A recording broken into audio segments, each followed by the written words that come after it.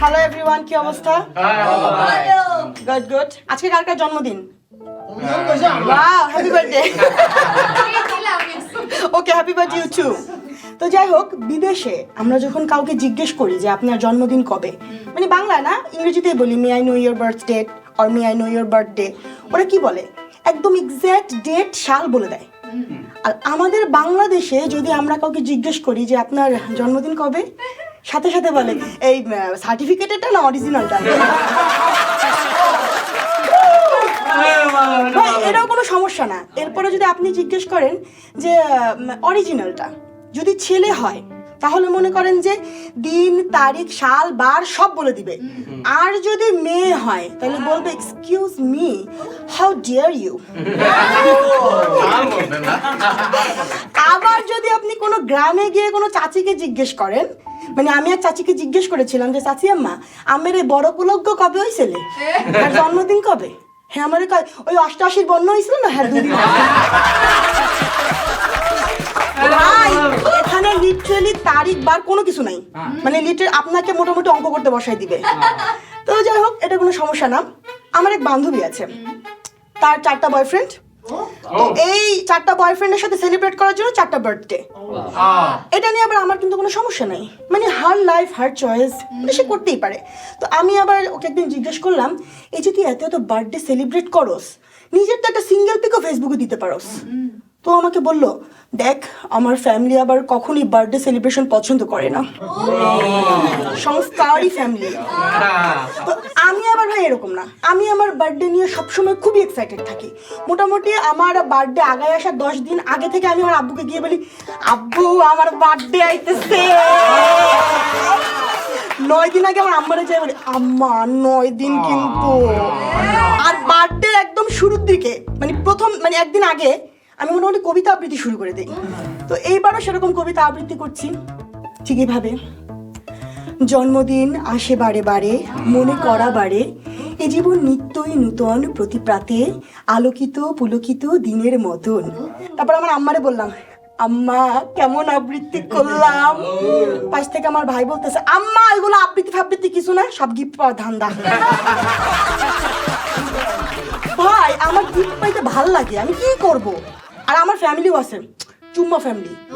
তারা আমাকে প্রত্যেকবার আমার যেটা প্রয়োজন সেটাই আমাকে গিফট করে। যেমন যখন স্কুলে ছিলাম তখন বই, ক্যালকুলেটর, জ্যামিতি বক্স, ঘড়ি এগুলো গিফট করতো। যখন কলেজে উঠলাম তখন মোবাইল গিফট করলো। যখন ইউনিভার্সিটি উঠলাম আমার আব্বু আমাকে ল্যাপটপ গিফট করলো। ভাই এইবার বার্থডেতে তারা আমাকে একটা ট্রেডমিল গিফট করছে, হ্যাঁ হাঁটার জন্য।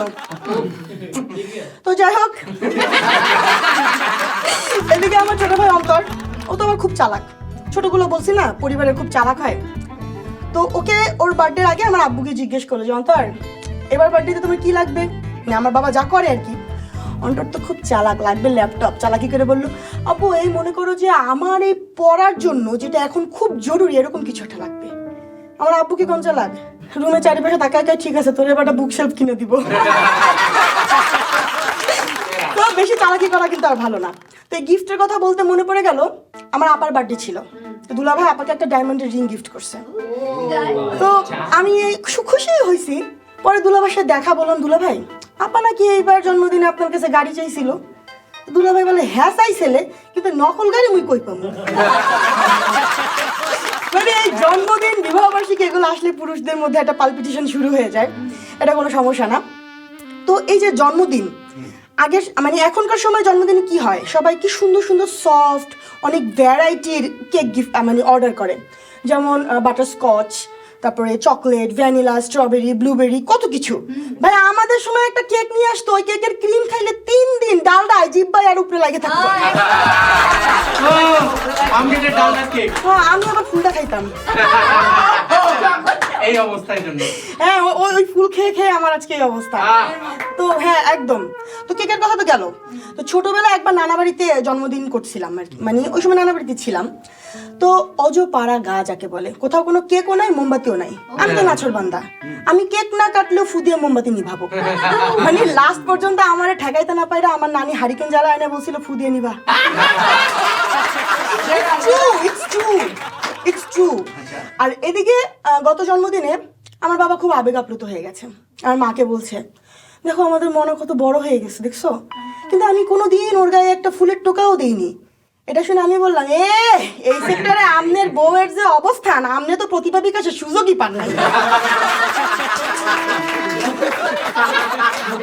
তো ভাই এই যে ফেসবুক, হ্যাঁ এখন আর জন্মদিন মনে রাখতে হয় না, ফেসবুকই আপনাকে নোটিফিকেশন দিবে। তা আমাকে এত পরিমাণ নোটিফিকেশন দেয়, মাঝে মাঝে আমার মনে হয় আমি কি ফেসবুক ইউজার নাকি কেক ডেলিভারি ম্যান। তো যাওয়ার আগে একটা কথা বলে যাই, মানে আমি একটা সার্ভে করে দেখলাম আমার ফেসবুকে যত ফ্রেন্ড আছে তার মেজরিটি পার্সেন্টের জন্মদিন হলো 1 জানুয়ারি।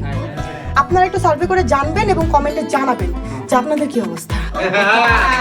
আমার 3 জানুয়ারি।